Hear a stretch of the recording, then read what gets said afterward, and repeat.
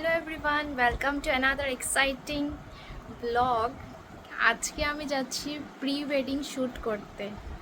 So let's meet my ফিয়ন্সে, ও হলো রাজদীপ। আমরা আজকে বেরিয়ে পড়েছিলাম প্রি ওয়েডিং শ্যুটের জন্য। আর আজকের ডেটা ওর জন্য অনেকই বেশি চ্যালেঞ্জিং ছিল, কেন কি আজকে আমরা অনেক কিছু করব, আপনারা দেখতে থাকো। আর লাস্টে তো ওর জন্য কষ্টই লেগেছে। এক একটা শ্যুট কতবার করে যে নিতে লেগেছে, আর ওই দিন ওর শরীরটাও এত বেশি ভালো ছিল না। তো এখানে হচ্ছিল আমাদের জন্য ড্রোন প্রিপেয়ার করা হচ্ছিল। তো আমাদের নিয়ে নেওয়া হবে আর কি এখানে ড্রোন শ্যুট। তো এইটা ছিল ড্রোন।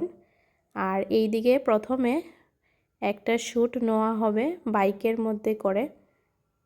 তো এইসব অনেক তামঝাম থাকে, অনেক কিছু করতে হয়, অনেক রিটেক্সও নিতে হয়। বাট ব্যাপারটা অনেকই মজা লেগেছে। আর জায়গাটা দেখতে পারবে, জায়গাটা অনেকই সুন্দর। এইটা আমাদের শিলচরে যারা যারা থাকে, এটা হলো ধলাইয়ের একদম ইন্টেরিয়র একটা সাইড আছে। তো এটা অনেকই ফেমাস হয়েছিল এই জায়গাটা। তো এইখানে প্রথমে বাইকের মধ্যে একটা শ্যুট নেওয়া হচ্ছিল, তারপর বাইকের মধ্যে দাঁড়িয়েও এগুলো শ্যুটও নেওয়া হবে। তো আপনারা দেখতে থাকবেন। জায়গাটা আমার অ্যাকচুয়ালি অনেকই বেশি ভালো লেগেছে।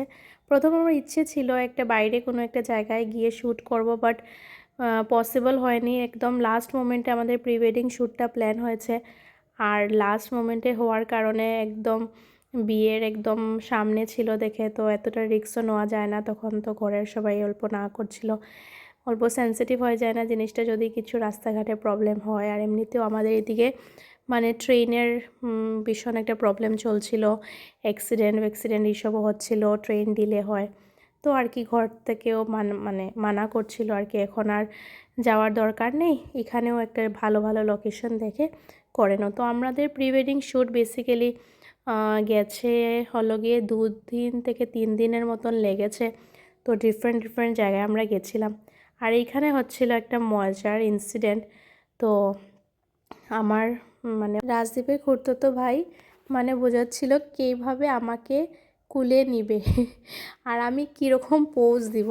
তো কেউই রেডি না, যে কেউ অ্যাটেম্প্ট করে দেখানোর চেষ্টা করছিল কার উপর। তারপর আলটিমেটলি আমাদের শঙ্করদার উপরই এই এক্সপেরিমেন্টটা হলো। আর শঙ্করদাই ছিল আমাদের ফটোগ্রাফার, তো অনেক ভালো ফটোজ উঠায়।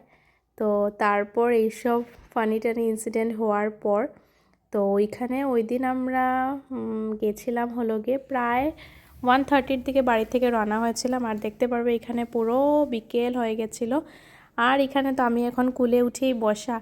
আমার তো আরামই ছিল, আমার এত কিছু না, কিন্তু ওর অনেকবার টেক নিতে লেগেছে।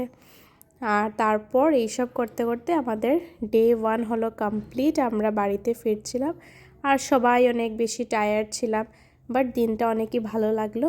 তো চ্যানেলে নতুন হলে অবশ্যই লাইক, শেয়ার আর সাবস্ক্রাইব করে দিবে।